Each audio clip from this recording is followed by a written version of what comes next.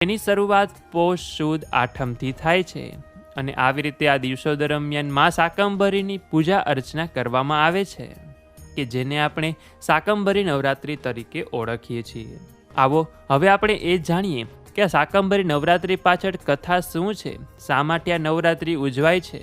તો મિત્રો, તેની પાછળ બે કથા છે, એક ચંડીપાઠમાં વર્ણવેલી અને એક દેવી ભાગવતમાં વર્ણવેલી.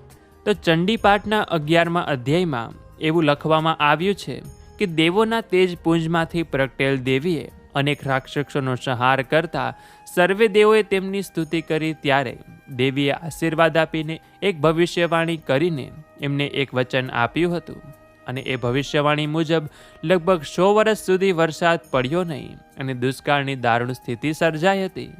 ત્યારે દેવીએ વિવિધ પ્રકારના શાકભાજીનું વિતરણ કરીને બધા જીવોનો જીવન નિર્વાહ કર્યો હતો અને આમ દેવીએ